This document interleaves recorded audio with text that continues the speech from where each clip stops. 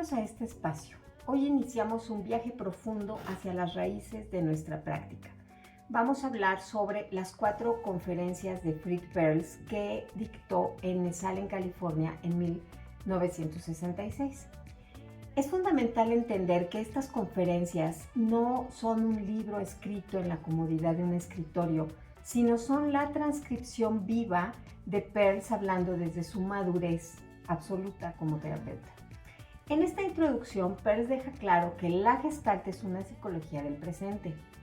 Este dogma es muy sencillo. Nada existe excepto el ahora. El ahora es el fenómeno y el fenómeno es aquello de lo que tú eres consciente en este preciso instante.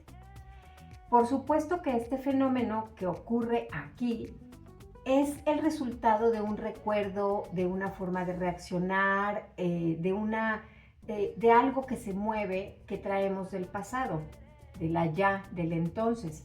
Pero es ahora que se manifiesta. Por eso la psicoterapia Gestalt es la terapia del aquí y el ahora. Lo que tú traes de aquellos recuerdos que te movilizan en este momento. Y aquí es en donde asentamos el concepto totalitario del ser humano, el concepto holístico, porque el ser humano no es una mente atrapada en un cuerpo, es una unidad orgánica que se autorregula en un campo, en la sociedad, en el contacto con el otro. Estas conferencias fueron grabadas y posteriormente editadas por Jon Stevens, y en ellas Perls no solo nos enseña técnica, sino nos entrega su cosmovisión.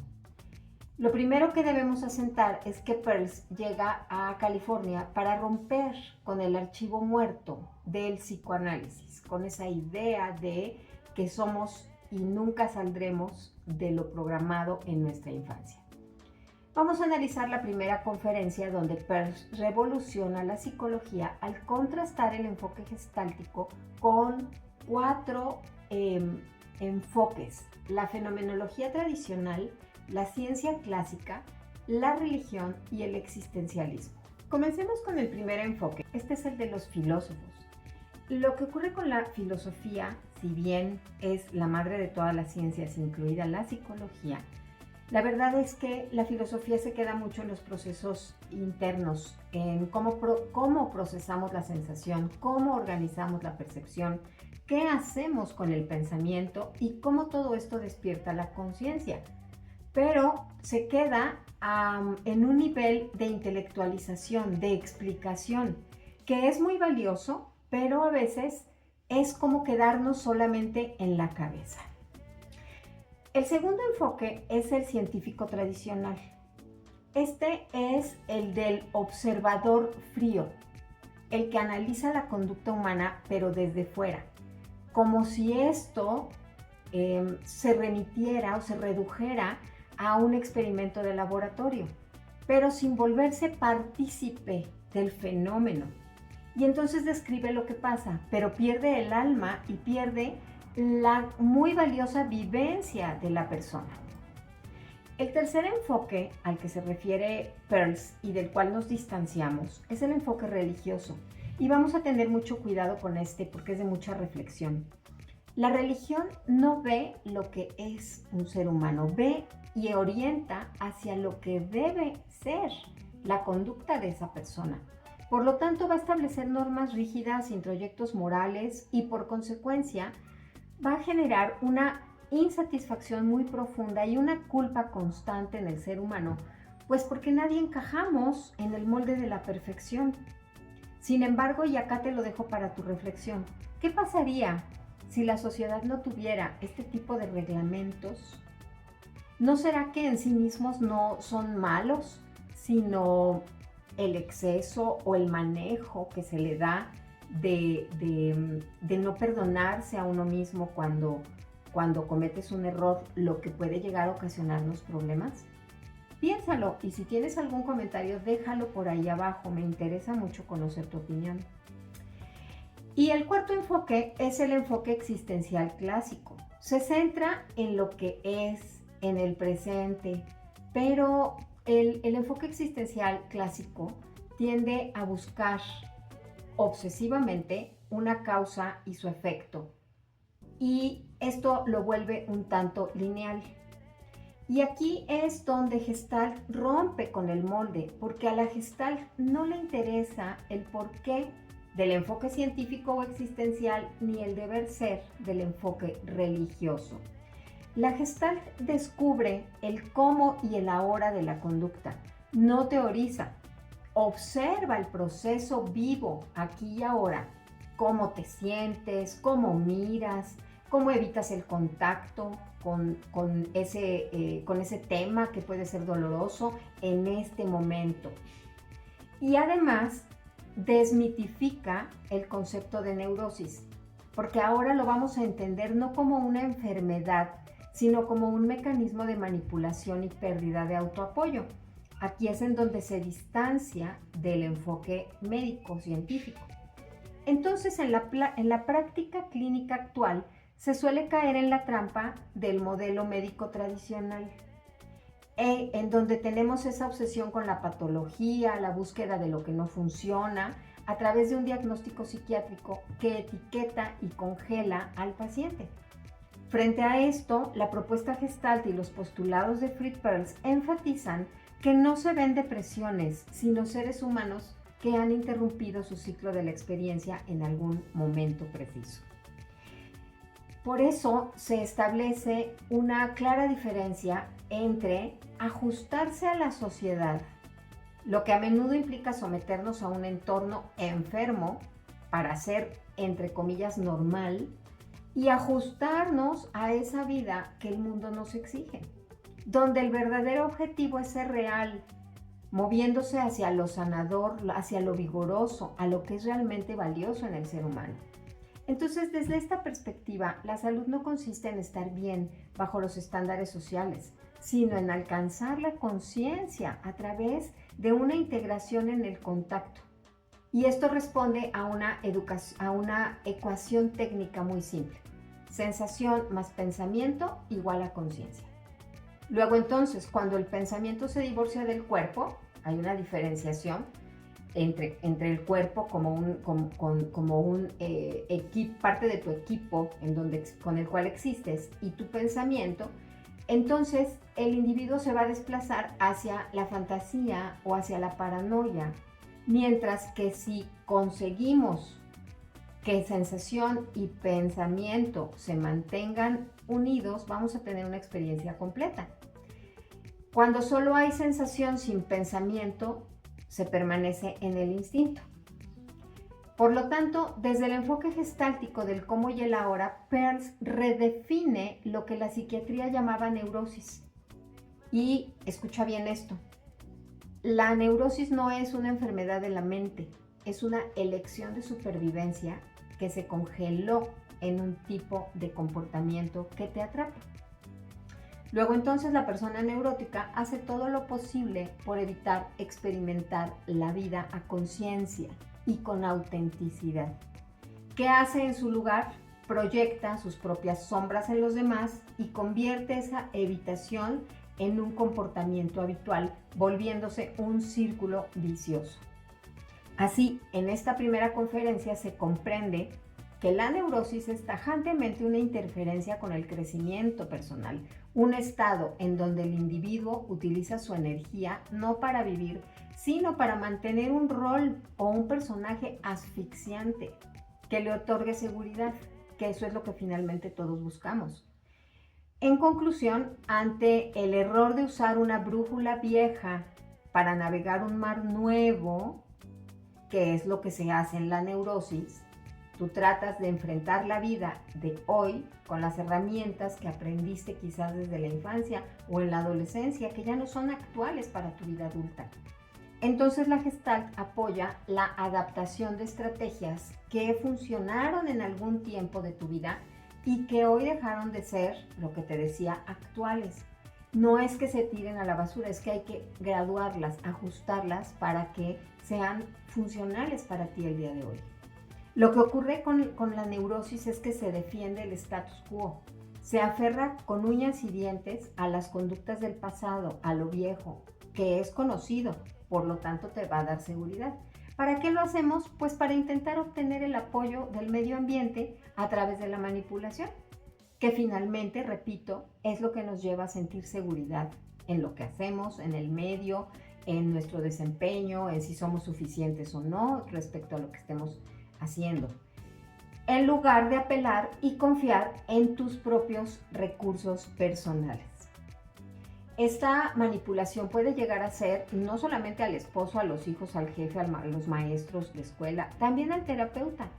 Y se hace la persona como si fuera un desvalido o bien un tirano, porque le da terror descubrir que sí puede sostenerse sobre sus propios pies y ser él mismo o ella misma sin temor a que la dejen de querer, que finalmente es el gran miedo del ser humano.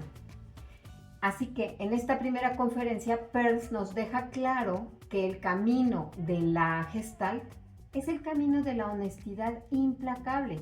Es ver el cómo actuamos hoy y descubrir cómo nos saboteamos manipulando al entorno, y esto no nos va a permitir crecer.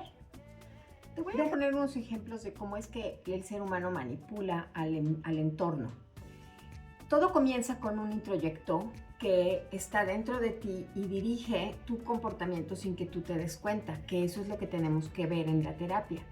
Vamos a suponer que tú tienes la idea de que algo haces mal, que la gente no te quiere.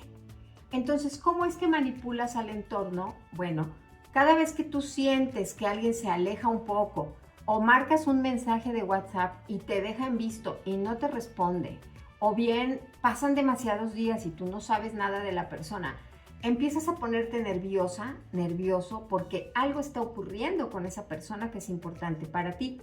Y entonces tú puedes tener varios comportamientos en relación a esta idea que es tuya porque no lo sabes, no sabes por qué esa persona no te responde. Lo ideal sería ir y preguntarle. Pero ante este temor, lo que ocurre es que tú puedes empezar a preguntarle si hiciste algo mal, si pasó algo, si te equivocaste, si la dañaste, si la hiciste enojar.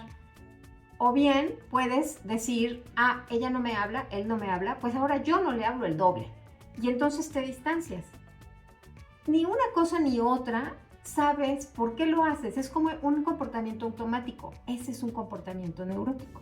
Vamos a suponer, en otro ejemplo, que tú sintieras que no eres suficiente para alguna labor, para algo en tu vida. No soy suficiente porque siempre pienso que me falta algo, siempre pienso que estoy equivocándome, que puedo dar más o que no di lo suficiente.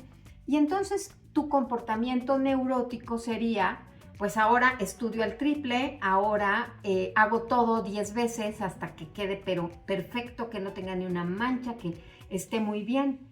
Por un lado, tú dirías, bueno, es que eso me ha llevado a ser lo que soy hoy y a ser buena en lo que hago, bueno en lo que hago. Sí, el problema es que lo sufres. Si sientes un sufrimiento, eso se llama sufrimiento neurótico, tanto como la persona que no es atendida, como la persona que cree que nunca es suficiente, eso es la neurosis. Si tú fueras simplemente perfeccionista o te gusta hacer las cosas bien, pero sin sufrimiento, esa es otra cosa. Esa ya es una forma de ser, una personalidad. Te invito a que lo reflexiones. ¿Cuáles son tus comportamientos en donde tú manipulas al ambiente? ¿Por qué? ¿Por qué lo manipulas? Pues porque no puedes mostrarte tal cual eres y simplemente, si no te buscan, ir y preguntarlo. O decir, bueno, voy a hacer lo que es humanamente posible sin forzarme a tanto, porque ya son las 12 de la noche, la 1 de la mañana, en este momento puedo parar, porque lo que me está moviendo no es exactamente que yo lo haga bien, sino el temor, un temor profundo a no dar el ancho. Déjame en los comentarios en qué áreas de tu vida sientes que estás usando la manipulación en lugar de tu propio autoapoyo. Suscríbete al canal del Instituto Gestalt y comparte este video con tus colegas, psicólogos o tus alumnos. Pasemos a la segunda conferencia. Ya vimos en la primera conferencia cómo el enfoque gestáltico busca el cómo y el ahora y sobre la neurosis nos hace reflexionar en una manipulación del entorno, no en una enfermedad. Pero en su segunda conferencia, Peirce va más profundo y nos regala un mapa clínico bellísimo y bastante retador. los 5 estratos de la neurosis. Imagina la neurosis como si fuera una cebolla que tenemos que ir quitándole capas, la vamos desnudando capa por capa y bueno, vamos a comenzar a recorrer estas capas de la neurosis. El primero es el estrato fóbico. Aquí es en donde vivimos muchos y donde muy probablemente gran parte de nuestro tiempo estamos inmersos. Es la capa de los juegos psicológicos y los roles. Tratamos de ser aquello que no somos, renunciando a nuestra propia esencia. Esto se convierte en un juego como si fuera un partido de dos oponentes, que es la verdad eterno y desgastante. Peirce lo llamó el opresor y el oprimido, top dog, underdog. Una parte de nosotros adoctrina y amenaza y exige portarse bien, entre comillas, mientras la otra te sabotea. ¿Te suena? Este es el primer estrato de la neurosis porque estamos en un conflicto, pero es interno. No es de nosotros con el exterior, es yo conmigo misma. El segundo es el estrato fóbico, cuando el paciente empieza a darse cuenta de sus juegos y falsedades, de que no está siendo auténtico porque tiene alguien que le dice lo que debe hacer y otra parte que sabotea. Y entonces choca con la pared del miedo. Aparece el temor a las consecuencias de mostrarse genuino y se prefiere mantenerse lleno de máscaras para evitar cualquier conducta nueva.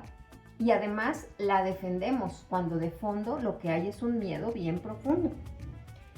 El tercer estrato se llama el impas, el atolladero. Es el momento crucial en donde el paciente se siente atrapado. Ya no puede manipular al entorno porque ya se dio cuenta de que está tratando de quedar bien, que tiene un miedo supremo de no ser querido, de no ser suficiente, de no ser inteligente, de no ser capaz. Ya se dio cuenta, pero sabe que ya no es conveniente seguir utilizando al medio ambiente, al entorno, pero todavía no confía en sus propios recursos. Entonces está suspendido en el vacío. Ya no puedo ser la persona llena de máscaras inauténtica, pero tampoco, ni siquiera sé cómo ser auténtico. Ni siquiera sé cómo decir, no voy a hacer el trabajo perfecto del que hablábamos en un momento anterior en el video. Y esto que estoy haciendo es mi mejor esfuerzo, pero no me va a pasar nada ni será una catástrofe si no lo hago tan perfecto como antes con el sufrimiento neurótico que tenía. Esta nueva conducta es arriesgada, es un salto al vacío de qué va a pasar si no soy tan perfecta como siempre he sido. Y eso por ponerte un ejemplo, podríamos abordar muchos ejemplos más. Después pasamos al cuarto estrato, que es el implosivo, y es ante la desesperación y el autoaborrecimiento, fíjate qué fuerte, de estar constreñido entre tus máscaras, pero la energía psíquica que estás generando de yo ya quiero no ser tan perfeccionista, yo ya quiero que no me importe el que dirán, yo ya quiero que no dejar de pensar que nadie me va a querer. Esa energía psíquica empieza a generarse en tu mente, pero por otro lado las máscaras te detienen y entonces tú mismo te caes mal. Es ese autoaborrecimiento del que hablamos y da desesperación porque esa energía se vuelve hacia adentro. Pero en medio de esta aflicción, el paciente empieza como a vacilar, empieza a experimentar tímidamente conductas nuevas con mucho miedo. No te atreves a ser diferente del todo. Además, repito, no sabes cómo hacerlo. Entonces, poco a poco tienes que ir soltando los controles y atreviéndote a hacer algo diferente. Finalmente viene el estrato explosivo, que es la liberación. Toda esa energía psíquica de quiero ser auténtico, pero no sé cómo, pero sí quiero. Ya no quiero estar dependiendo del ambiente para estar feliz. Yo ya puedo sentirme bien yo sola, pero acompañada de las personas, no manipulando, sino estando en verdadero contacto.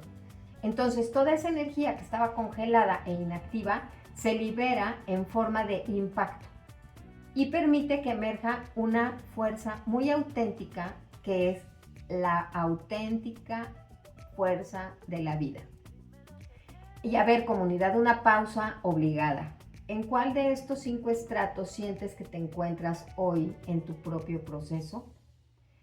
Déjamelo en los comentarios y yo te leo con mucho interés. Y bueno, si en algún punto necesitas atención, te recuerdo que en el Instituto Gestalt tenemos especialistas para apoyarte en cualquier momento de tu proceso en el que te encuentres.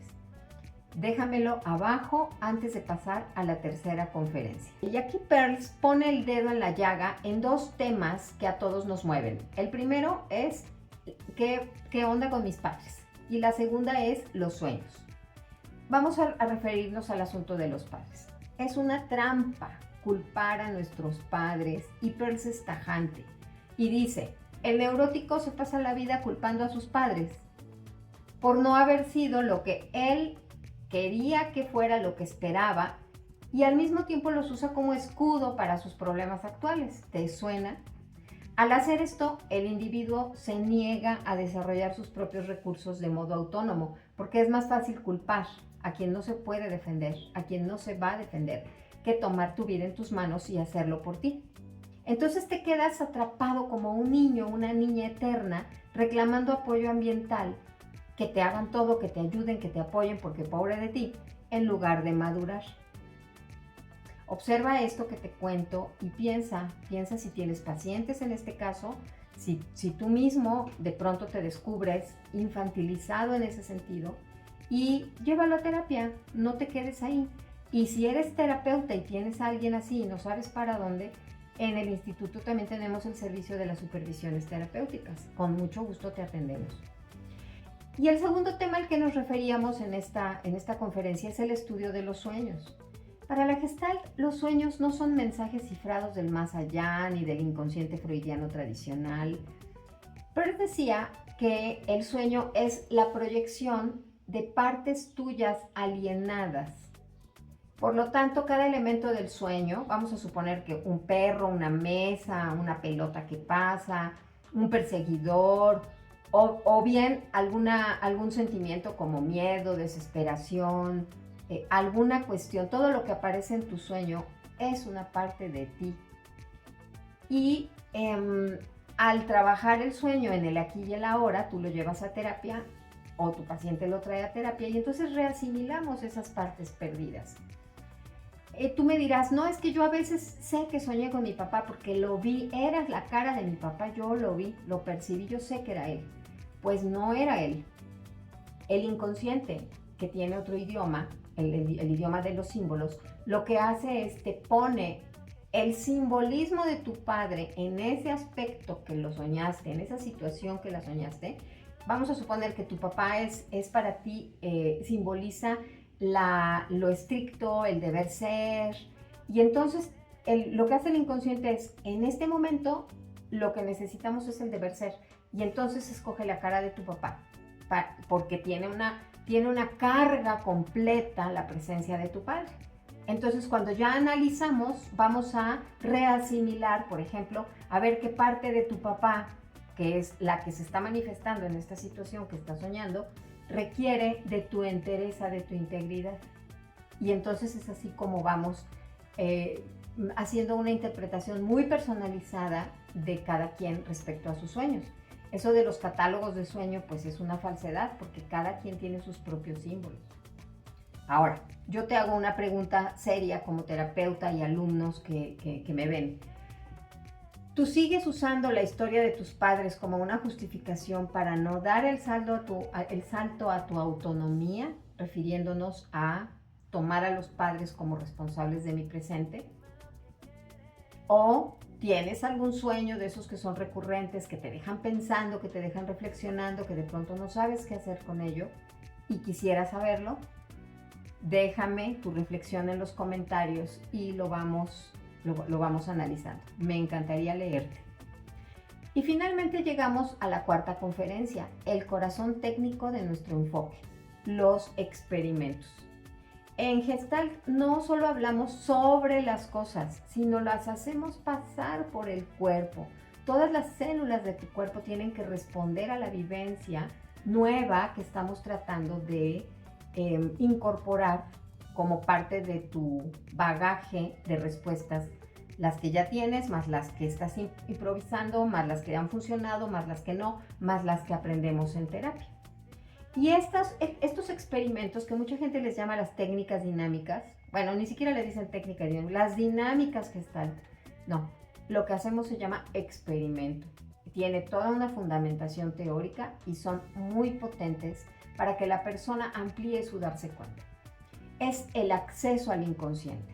Peirce explica que cada experimento es la vía regia para acceder a todo aquel material que no lo tienes de manera consciente, que no emerge en la plática, sino es algo que está guardado en lo que se llama función ello, que posteriormente haré un video sobre esto para explicarte qué es la función ello, y lo toma con el experimento, sale, te das cuenta qué es lo que está ocurriendo y tu comprensión sobre la vivencia es más profunda.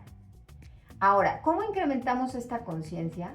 Pues tenemos algunos apoyos como terapeutas y hay ya una clasificación de experimentos que tienen que ver con la comunicación, esa es verbal, ese es el lenguaje, eso es lo que se intelectualiza. Y también tenemos pues los experimentos de creatividad que pueden ser dibujar, hacer alguna escultura con algún material. También movimiento, que tiene que ver con la creatividad y el movimiento precisamente. La música, música de tambores, movimientos acompasados que vas haciendo con el paciente con una finalidad. También tenemos las fantasías guiadas, que son bastante potentes. Tenemos el trabajo en parejas o en grupo cuando estás haciendo terapia grupal o algún taller de sensibilización gestalt, tema que abordaremos en algún otro video. Y finalmente los rituales, que son un tipo de experimento que se ha incorporado de lo más nuevo que hay, que hace alusión a los 4 elementos de la naturaleza, y entonces tú puedes desprenderte de experiencias que ya no quieres en tu vida y entonces las lanzas al aire en un globo, por ejemplo, un globo de helio, o bien esas experiencias ya no las quieres tener en tu vida, las reconoces, ya las trabajaste, las quemamos y entonces utilizamos el fuego. El agua y la tierra sirven como para hacer crecer algo que tú quieres, que tú deseas para tu vida. Y entonces tú puedes utilizar cualquiera de las herramientas, de los experimentos que te acabo de mencionar, y vas a obtener un incremento en el darse cuenta de las personas que están participando contigo. Todo esto sirve para que tú accedas a un material que está en el pasado. Tenemos 2 tipos de recuerdo que tienen que ver con el pasado, que se trabajan en Gestalt. El primero es el recuerdo que genera algo en ti. Ese es el terapéutico. Cuando tú te acuerdas de una persona, una situación, algo que se excedió o te faltó en el pasado y te mueve algo aquí y ahora, ese es el material de trabajo para nosotros. Lo demás son recuerdos anecdóticos. Ese no es material de terapia. Entonces, vivir en el presente quiere decir que observes qué te mueve hoy aquí, que pudo haber sido del pasado o que te da miedo enfrentar en el futuro, que tiene que ver con lo que te ocurrió en el pasado. Ese es el material terapéutico. El segundo elemento es la conciencia, el awareness. Es darnos cuenta en el cuerpo, en la conciencia, en la mente, en todo mi ser, integrando lo que siento y lo que pienso. Y tercero es la responsabilidad, que es dejar de culpar al mundo, a los padres o al pasado y asumir las riendas de nuestra propia existencia.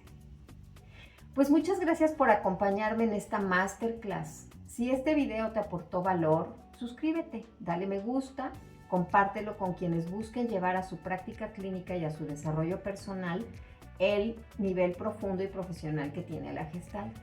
Y nos vemos en el próximo video del Instituto Gestalt de Puebla. Conoce Gestalt y vive Gestalt.